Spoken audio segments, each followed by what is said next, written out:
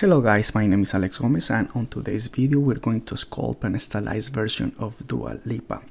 For more character sculpting videos, subscribe to my channel and hit the notification bell so you can be notified when I post a video every Friday, so stay tuned.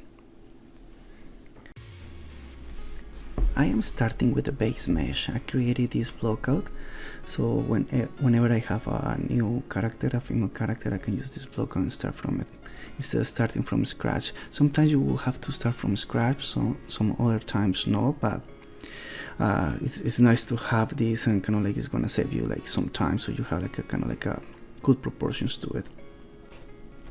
So I know for a fact that I want to build this character just the torso up, so I'm gonna focus mostly in the upper body and the face because I really want to nail the character likeness. That's something that I really like, kind of like obsess sometimes, that I really want to achieve. And I tried to do it a couple of times in like before with some art, and I think it's getting better. I think I'm getting it and getting the understanding of what features can make the likeness better than other ones. So for the entire process, this took me around like 4 hours and a half just for the sculpting process. I went back and forward, and also when I finished recording this, I kind of like went back to my model and did small changes to get better features. And yeah, in these cases, for example, if you need to separate some objects, for example the head to the body, just do it, because once you dynamesh, the smaller the size of the element that you're doing, the bigger the details, not the bigger the details, the better details are gonna get when you dynamesh with the dynamesh master. If you dynamesh a whole body and you focus on details in the face, that's it's kind of like calculating like a 1.4 million polygons for the full body, next to 1.4 billion millions polygons just for the face. So that's kind of like a difference. So that's why I like to separate the body in pieces when you know it's clothed, the character, so you can have like better details to it. I normally add some color to the face and the skin, and kind of like because I find that sometimes adding that color, it kind of like with the light, kind of like it gives you like a better sense of the features that you're getting. At this point, I mostly like polish our shapes, and also I'm creating like the accessories per se, like eyebrows, eyelashes, and so on. So for the eyelashes, I do the same process that I do mostly with my characters. There's other people, they do the topology brush. I like to use the mask tool and extract. I might use the topology once in a while, but that's what I do. I think one of the important things to do as well is kind of like starting adding some hair to it, to your characters. It will bring more and more kind of like a sense of what kind of character it is. I was having some problems here with the eyebrows, but I think I just split it in 2 or 3 at the end.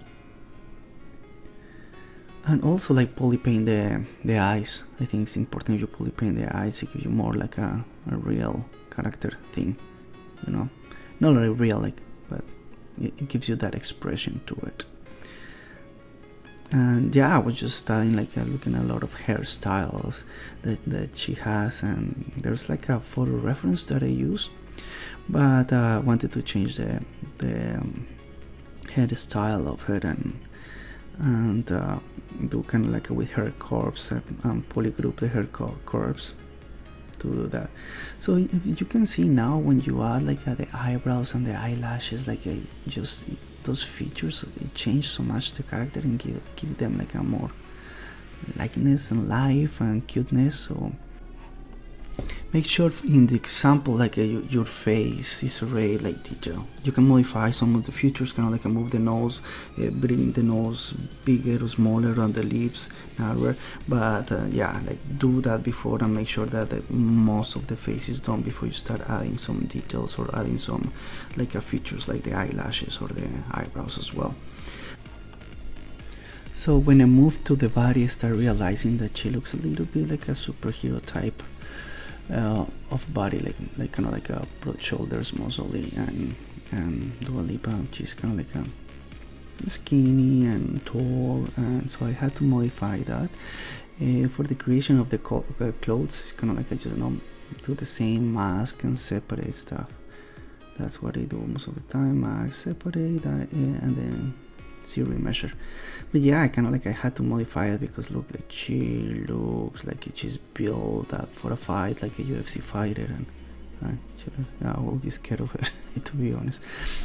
But anyways, yeah, like really muscly. So I really start like smoothing because I didn't need too many details on the body, so I did a zero measure and then I move it more and then I work on some details.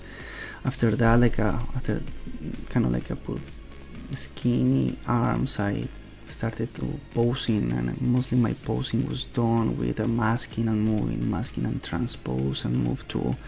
Once I have the proper pose, I started to adding more details, kind of like a little bit of the wrinkles. And as you can see here, I work more on the nose, and like if I want to modify some of the features of the face, I just do it without sacrificing too much stuff, because I already know like the main shape of it. I know how it is. Then for the hair, I used a hair brush that is created by Dynamak. I bought it a while ago and it's really cool, really useful. I totally recommend it. I might create my own one and sell it as well. But yeah, like it's divided, like you can divide them and manipulate in different strains, like polygroups. So it's pretty cool. You can do really cool hair with it. And yeah, and it's pretty nice, like the geometry is very well separated and stuff. Hope you guys have enjoyed this process. I definitely enjoy sculpting this character. I really have a good time. I think that my skills have improved of doing this kind of characters, kind of like stylized real characters instead of monsters, creatures. That's something that I'm used to do all the time. I'm gonna keep doing more videos like this and more characters of this style. And yeah, comment below about what kind of challenges you have encountered while you're sculpting, and please visit my Canva store for more in-detail content. I have awesome videos and some tools that will speed up your creation process. Hope you enjoy this.